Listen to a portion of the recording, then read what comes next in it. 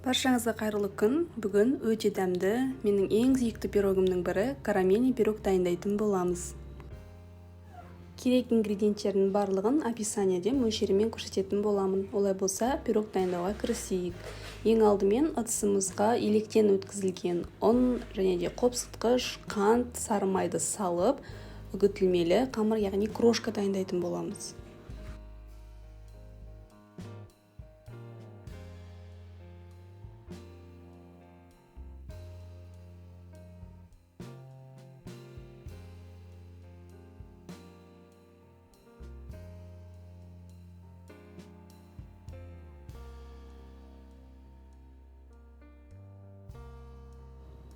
Енді бір жұмыртқаны салып, араластырып, бір қалыпқа енгенше жұмсақ қамыр илейміз.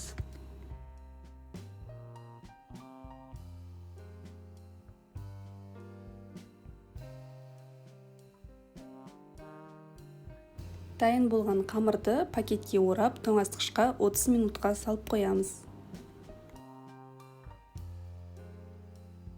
Енді пирогтың салмасын дайындайтын боламыз. Ол үшін бізге сапалы вареная сгущенка керек және қаймақ керек.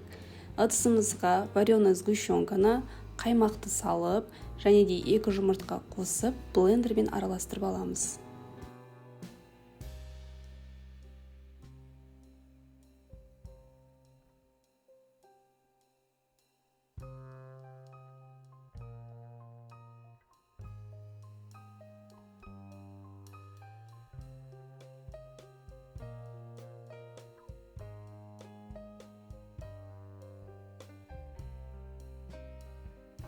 Енді формамызды алып, дайын болған қамырымызды орналастырып шығамыз.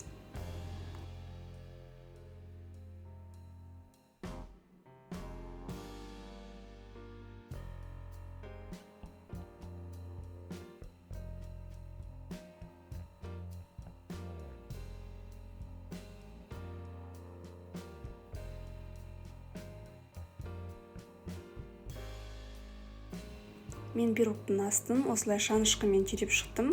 Енді салмасын құйып, пеште 30-35 минуттай пісіреміз.